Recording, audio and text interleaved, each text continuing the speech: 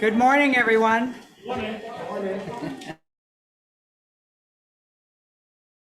Wherever you are, come on in.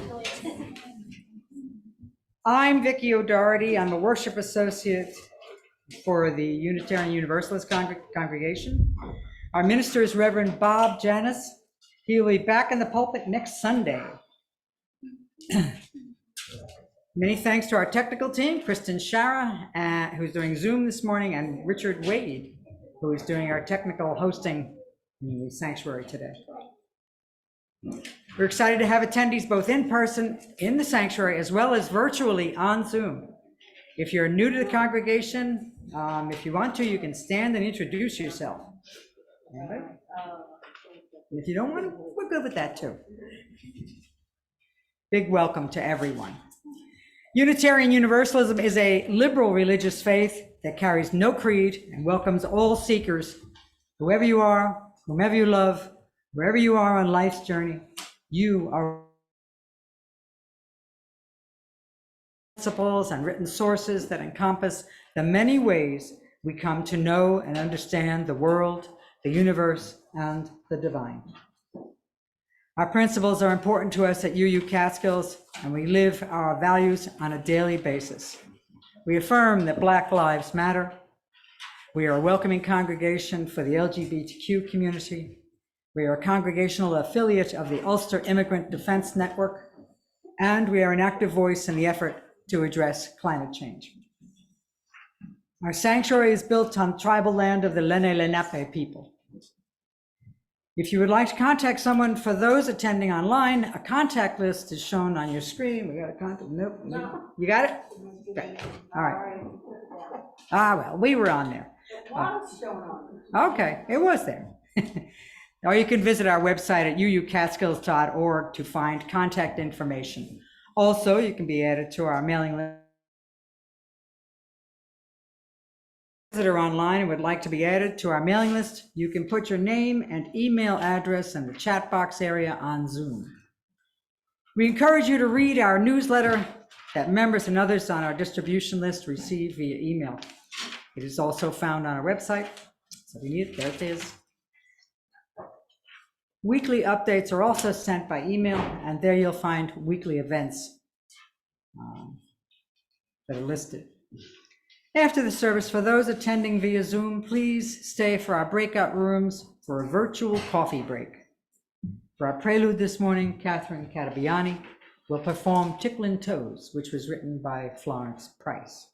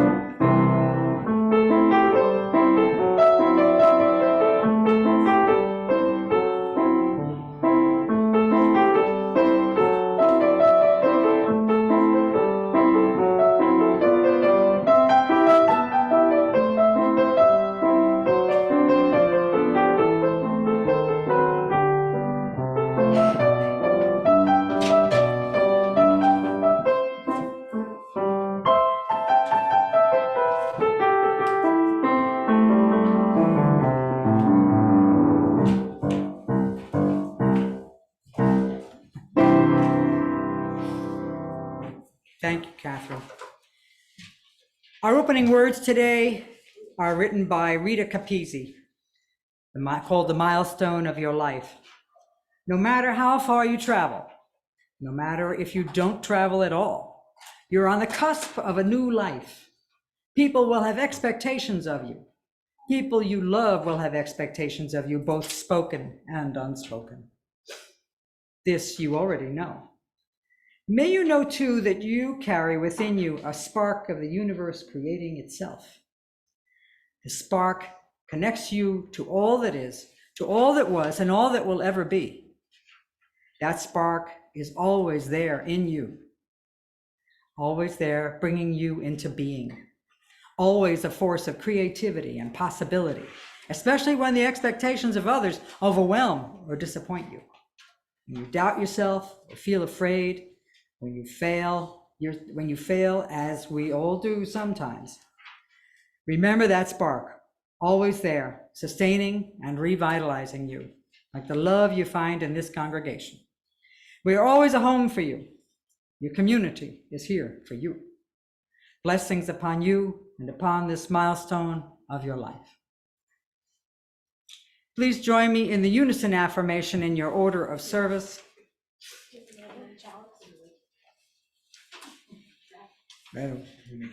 can join that. Yeah, you can light it. I have it in different order. That's okay. We don't hold to any kind of, formalities. On there, the chalice lighting first? We'll do that then, okay. All right. We light this chalice in grateful, loving community, even in the darkest of times. May its flame light paths to courage, justice, and hope. And now, our unison affirmation. May we be reminded here of our highest aspirations and inspired to bring our gifts of love to all living beings.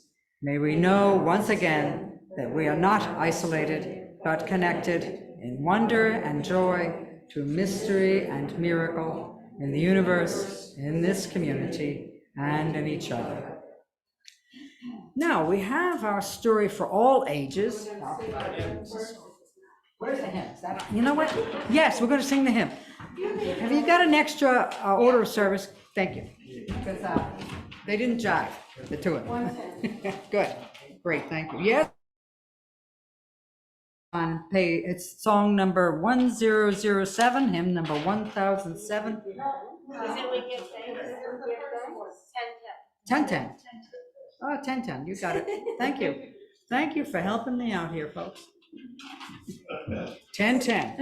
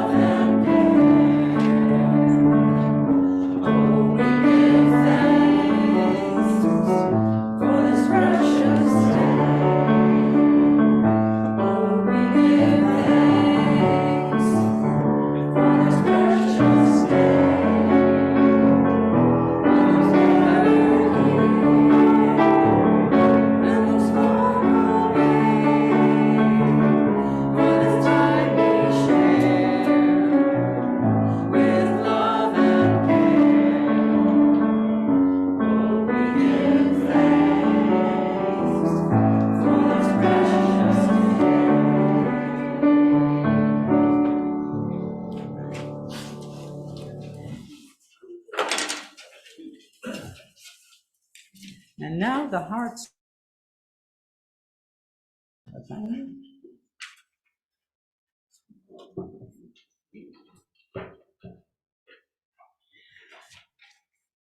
Our heart story today is called What Do You Do with an Idea? And it's written by Kobi Yamada. So I have a prop. My prop. for my story. All right. One day, I had an idea. Where did it come from? Why is it here? I wondered, what do you do with an idea? At first, I didn't think much of it. It seemed kind of strange and fragile. I didn't know what to do with it, so I just walked away from it. I acted like it didn't belong to me, but it followed me. I worried what others would think. What would people say about my idea? I kept it to myself. I hid it away and didn't talk about it. I tried to act like everything was the same as it was before my idea showed up. But there was something magical about my idea. I had to admit, I felt better and happier when it was around. It wanted food, it wanted to play, it wanted a lot of attention, see? It grew bigger, and we became friends. I showed it to other people, even though I was afraid of what they would say. I was afraid that if people saw it, they would laugh at it. I was afraid they would think it was silly, and many of them did. Oh dear. They said it was no good. They said it was too weird. They said it was a waste of time and that it would never become anything. And at first, I believed them. I actually thought about giving up on my idea. I almost listened to them, but then I realized, what do they know? And this is my idea, I thought. No one knows it like I do. And it's okay if it's different and weird and maybe a little crazy. I decided to protect it and to care for it. I fed it good food. I worked with it. I played with it. But most of all, I gave it my attention. My idea grew and grew, and so did my love for it. I built it a new house, one with an open roof where it could look up at the stars. A place. I liked being with my idea. It made me feel more alive, like I could do anything. It encouraged me to think big and then to think bigger. It shared its secrets with me. It followed me. It showed me how to walk on my hands. Because it said, it is good to have the ability to see things differently. I couldn't imagine my life without it. Then one day, something amazing happened. My idea changed right before my very eyes. It spread its wings, took flight, and burst into the sky. I don't know how to describe it, but it went from being here to being everywhere. It wasn't just a part of me anymore. It was now a part of everything. And then I realized what you do with an idea. You change the world. And this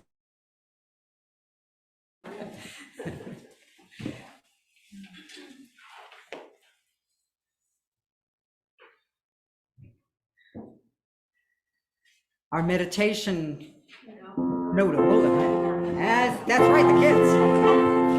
Friendly place, love give light to every face. Our children can go out now, okay? Light our hearts till you return. Okay, now we have hymn number 1007 in your teal hymnals.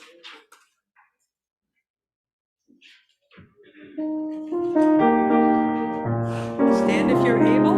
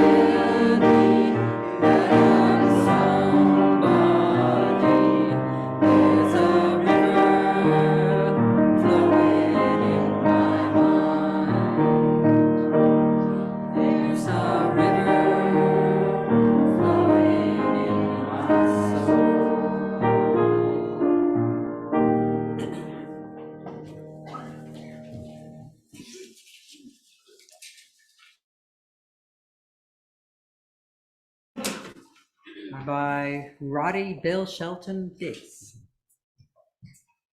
Though at times I may forget who I am or who becoming, my dreams, they matter. When I make space for all that is, when I move away from that which no longer serves me, when I make space for the new possibility in the circumstances, my dreams do matter. They matter. They hold many truths and many turning points. They matter, though at times I may convince myself they don't. They do. For they call me back in time and forward still. My dreams matter. They matter as they pull me inward and yet simultaneously push me outside of myself. My dreams matter. They matter as they speak to the breadth of love, of pain, of hope that rests deep in the fabric of my blood and bones. Ancestors, connected to all who have graced this earth before, who grace it here and now, and will be connected to all who grace this earth when we grace this place no more. My dreams, they matter. Your dreams, they matter. Our dreams, they matter. They matter.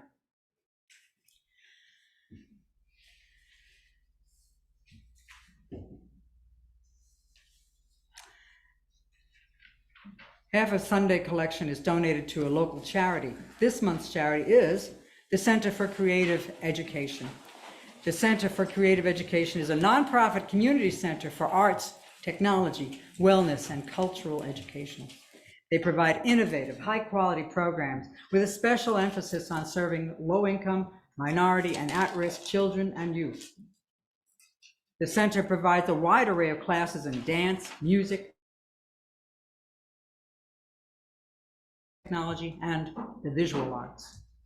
We will pass the baskets now. And we have our offertory hymn song, which is? It's actually Nimble Feet.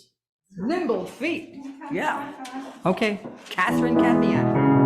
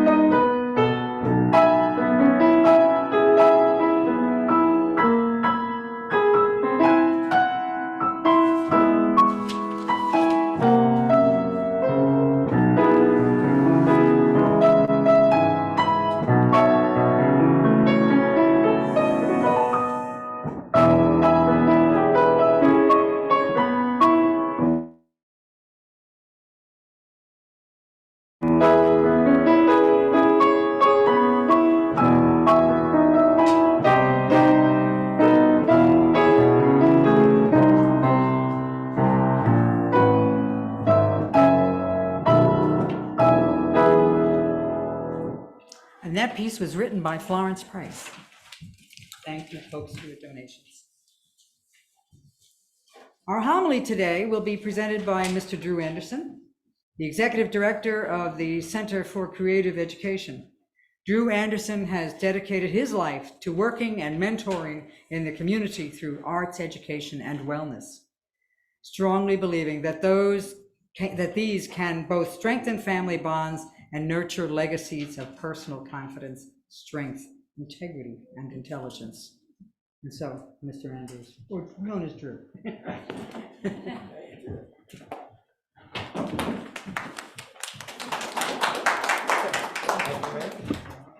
Okay. Get this off. Yes. Okay.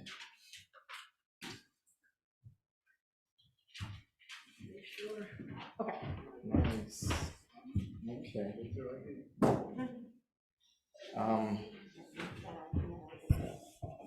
Yeah, you can move that up. Okay. All right.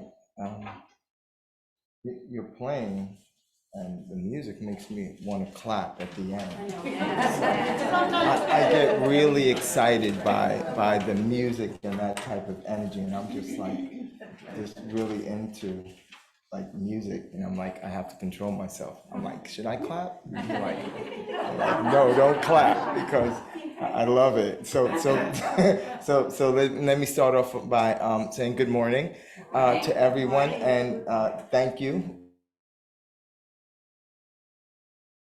And I'm the Executive Director at the Center for Creative Education in Midtown Kingston. And thank you. And this is Meredith Robb, our Administrative Director. We work hand in hand with the rest of the team to provide as many great programs that the community needs.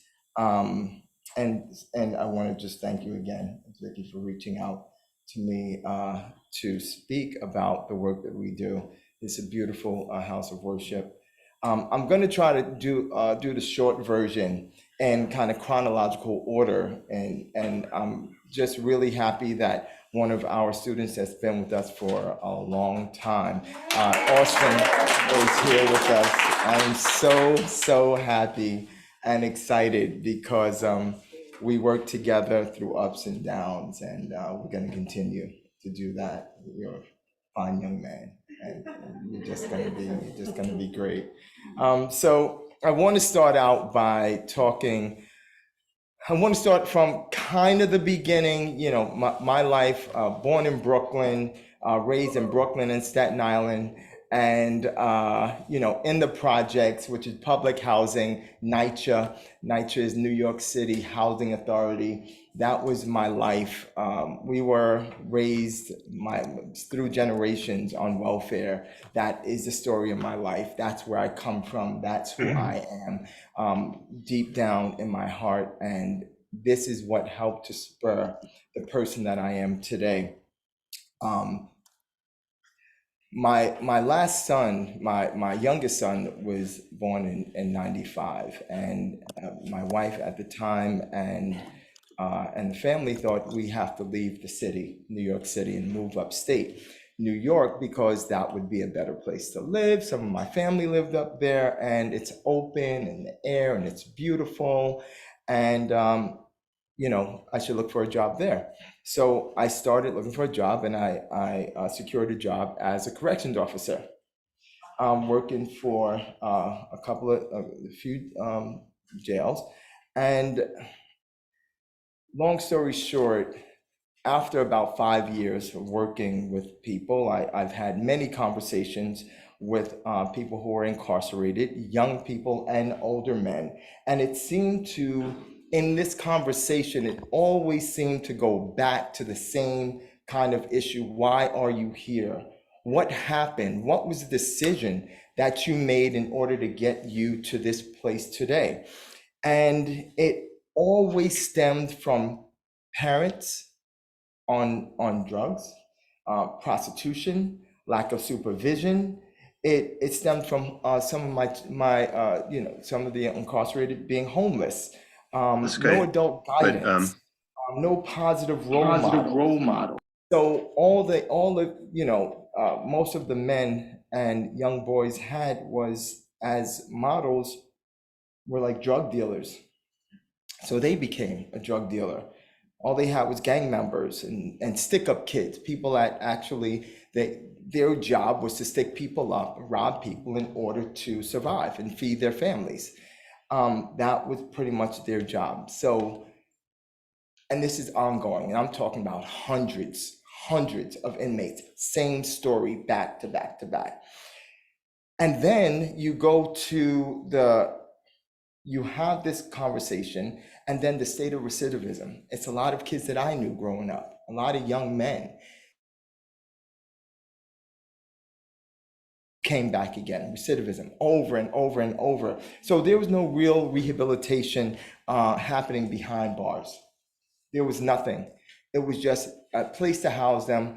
They're making, powers that be are making money. Kids are going back on the street again. So I realized the system I was working in wasn't consistent with my values. At that time, one time it like snapped, like that idea balloon. It was like something just happened. I went home, I had my 3 children, I had my wife, and I talked to my wife. I said, I have a really crazy idea. I said, I need to quit this job. And I want to make a change. And I want to make a difference helping youth. She's like, why? Like, what's going on? What is this thing?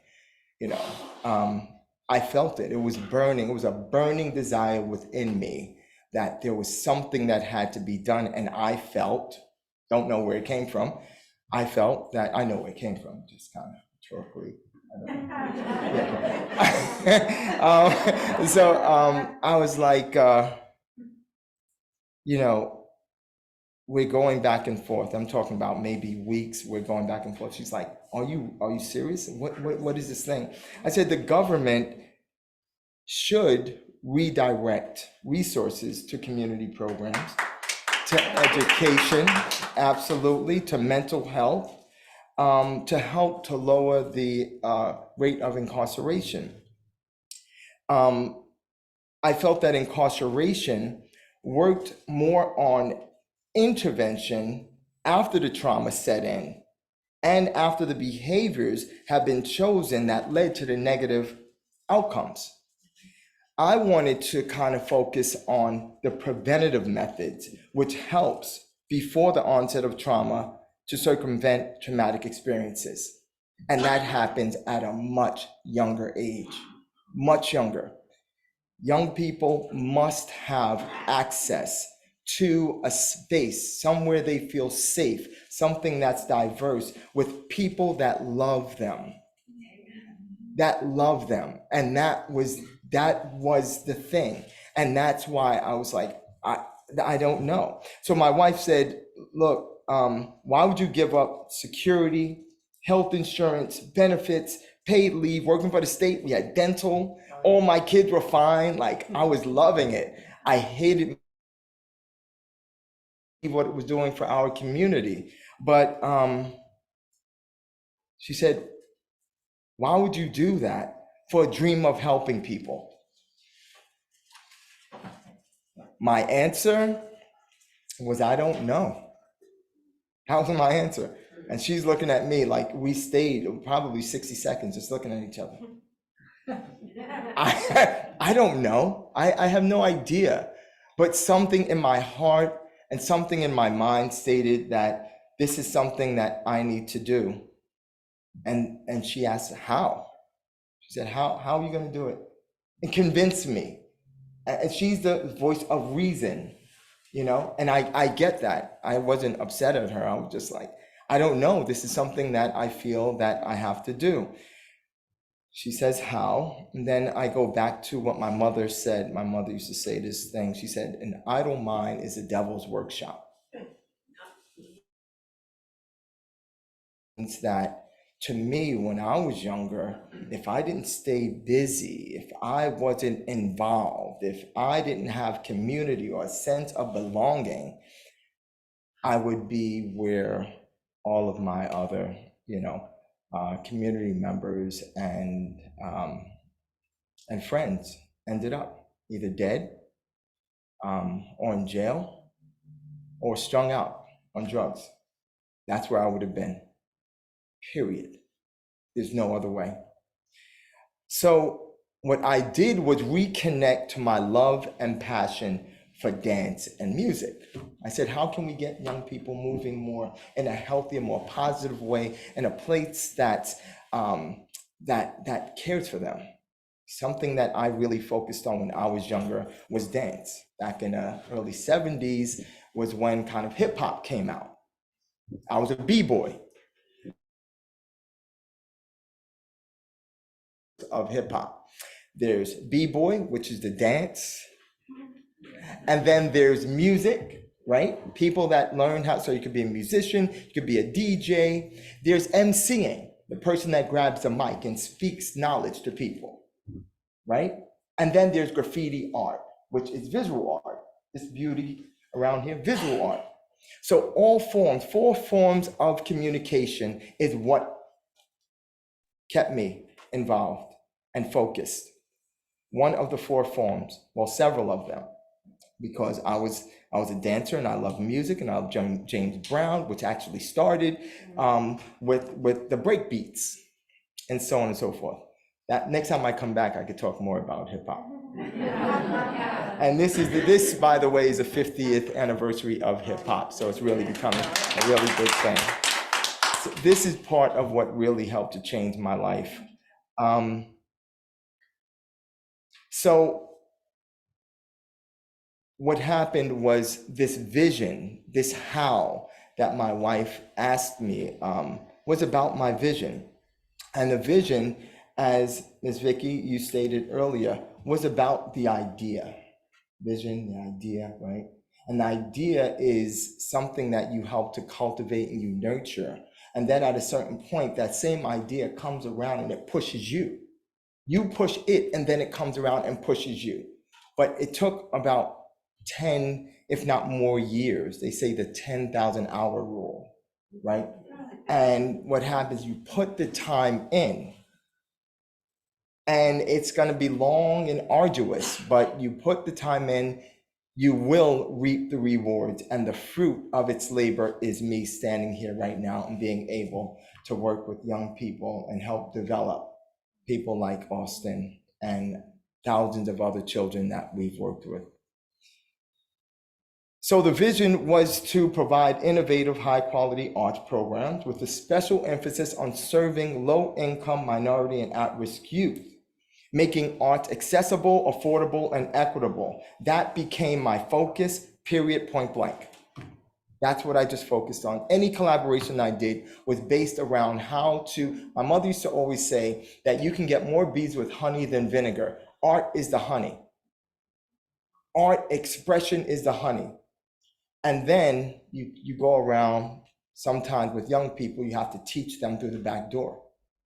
People are learning differently these days, young people. So you have to find a way to connect with them. Take your voice down, take that energy down and listen and accept what they have to say and try to find a way to help them because it's very important. They didn't feel, and sometimes this day and age, because of a lot of mental health issues, they're not feeling a sense of belonging. And we wanted to create that space, not only with young people, we're talking about with older people, with all of us, helping to support each other where we need help, not where we think other people need help. So we show up and we make that happen.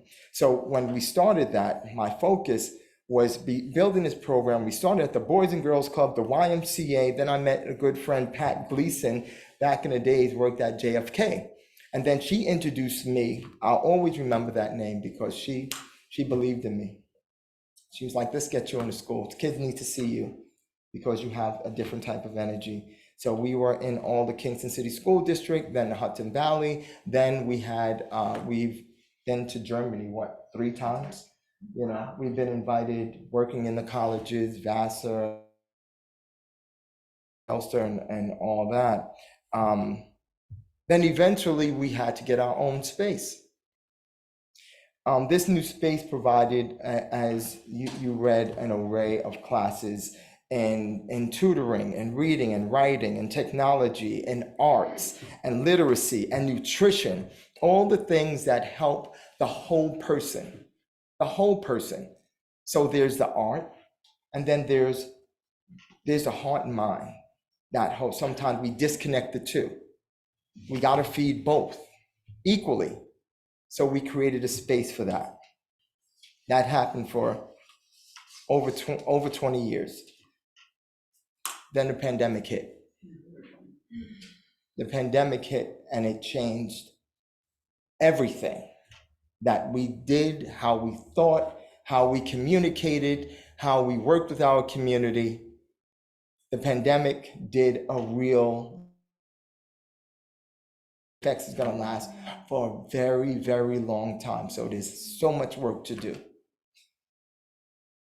The pandemic, what that did was bring to light so many issues that pervade within our community, issues that were already there, but that wasn't, it's kind of under the radar. Now it's like, bam, you're on the radar. We see you now. Racial issues, homelessness. We found, food justice. We found that there was so many.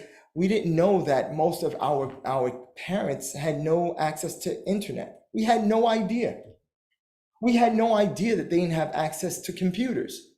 We had no idea that people were eating potato chips and cookies and what they call quarter waters before they went to bed for breakfast, lunch, and dinner. We didn't know that.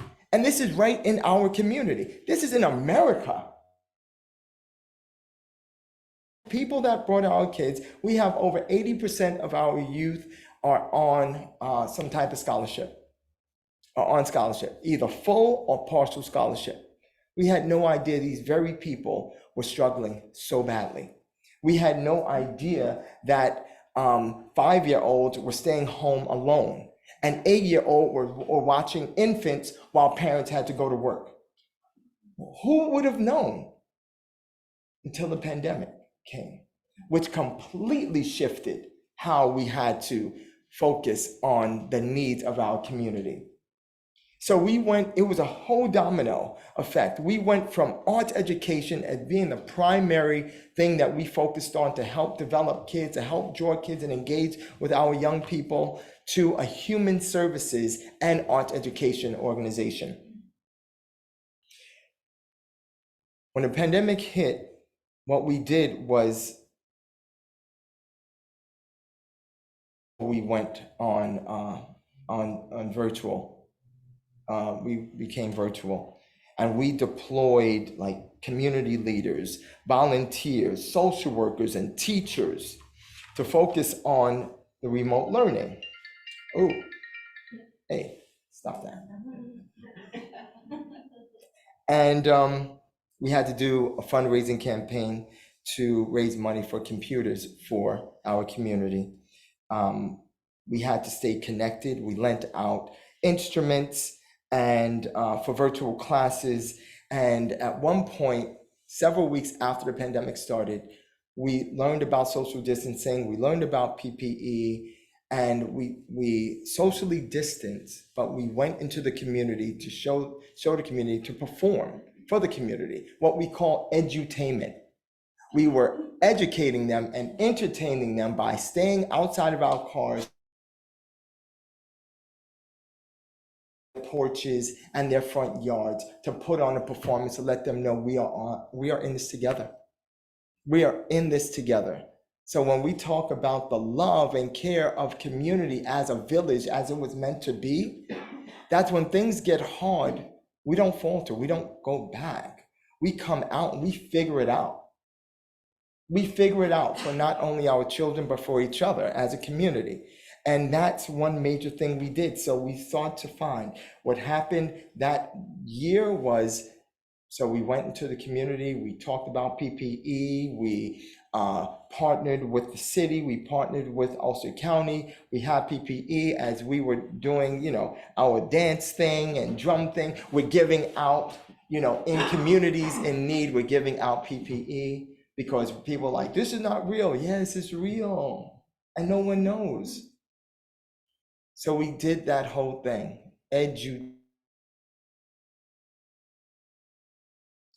So then the summer came, all summer camps closed down, shut down.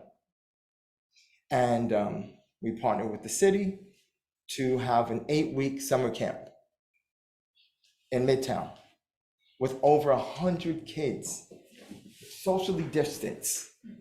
And we were trying to raise money. We didn't care how we had to do it. We were just so hyper-focused. It just had to be done if we wanted to save at least a portion of our community's kids. Were you working with us? No, I was part of the camp. You were part of the camp. You was a youngin'. Okay.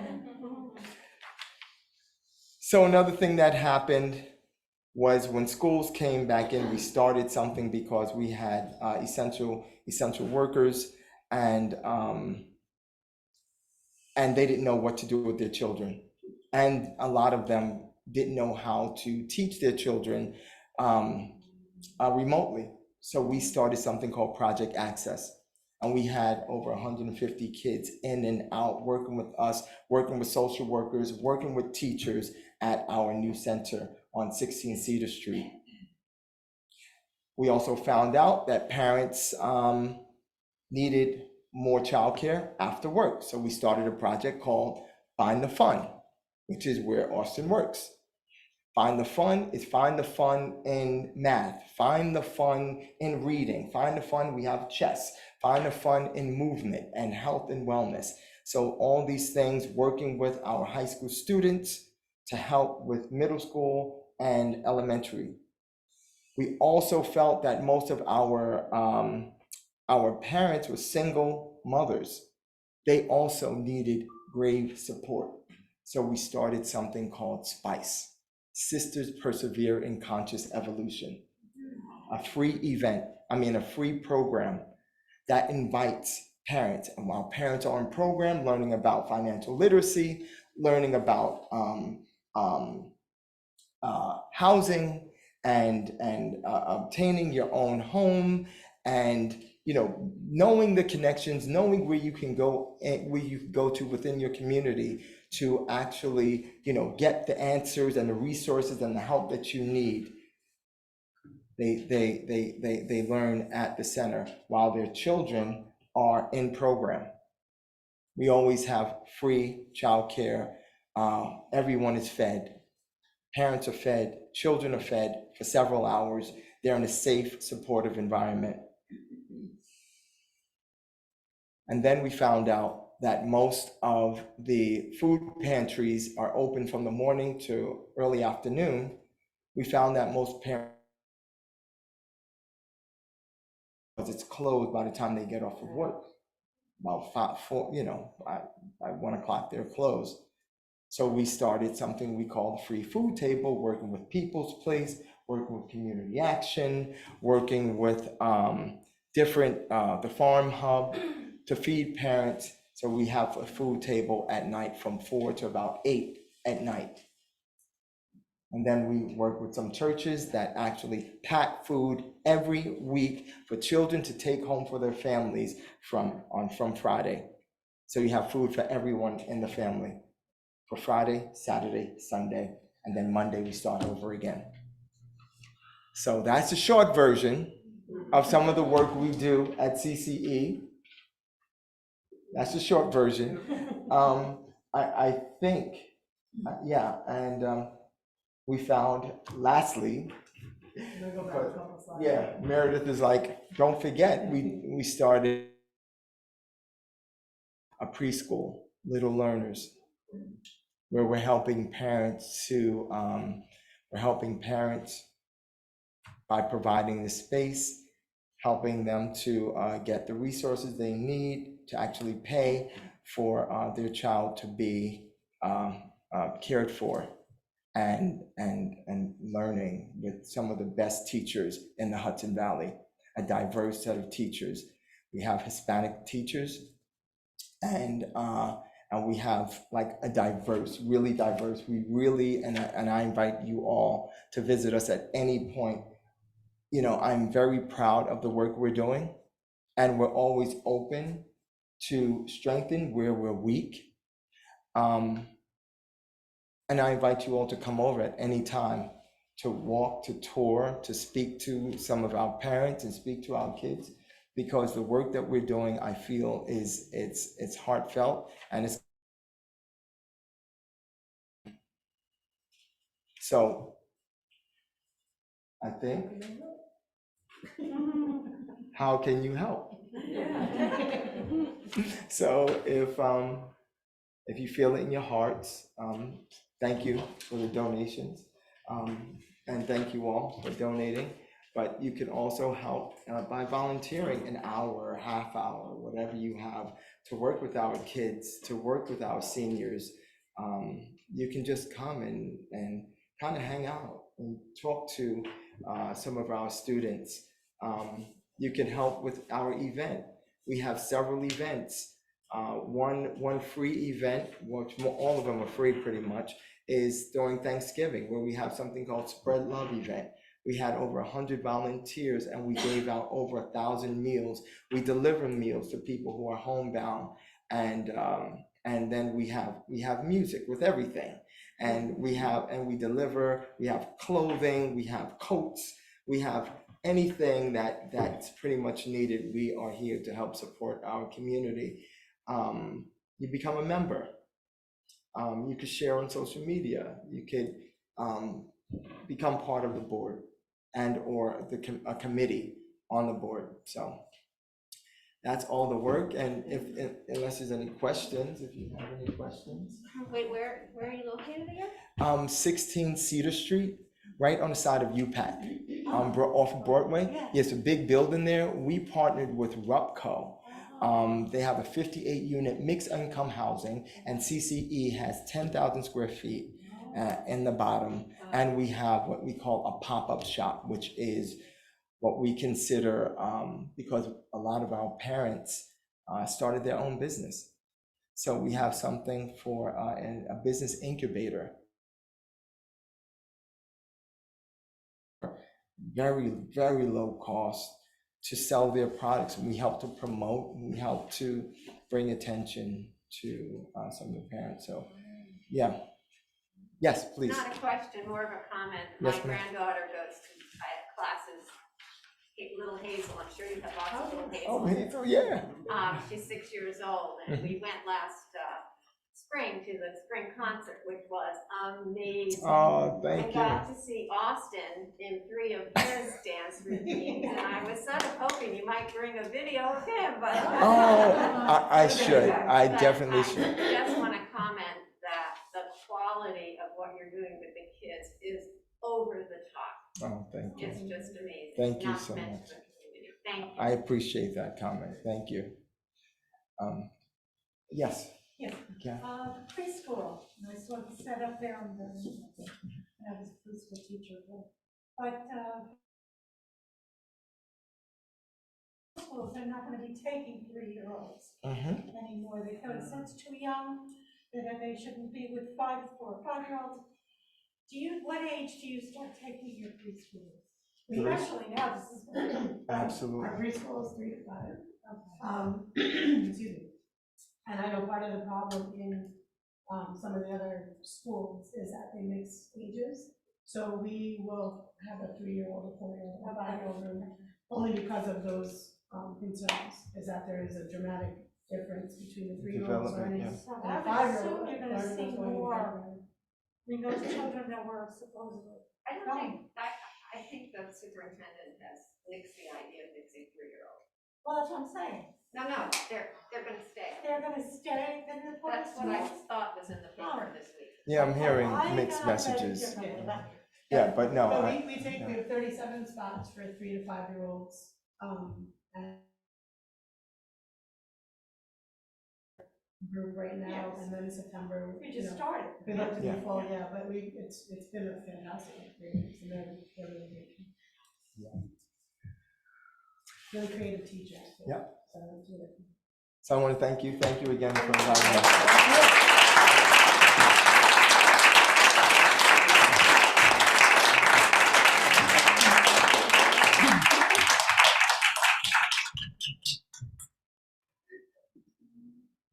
That was great. I do want to add one other thing today, which is kind of an announcement. It's Austin Irwin's 16th birthday today. He's a junior member here, by the way. Thank you very much, though, Mr. Drew Andrews. Our closing words were written by Maya Angelou. You can't use up creativity.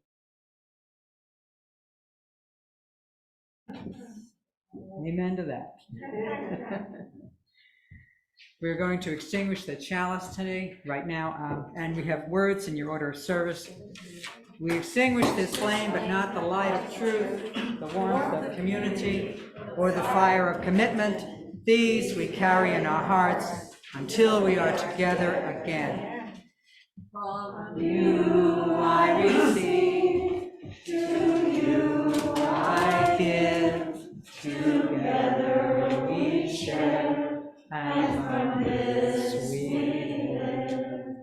From you I receive, to you I give, together we share, and from this we live. Go in peace. And also, you can speak to Drew after the service, okay, directly if you have any. So thank you. Got information over there too, okay? Thank you, guys. Yeah, that'd be great.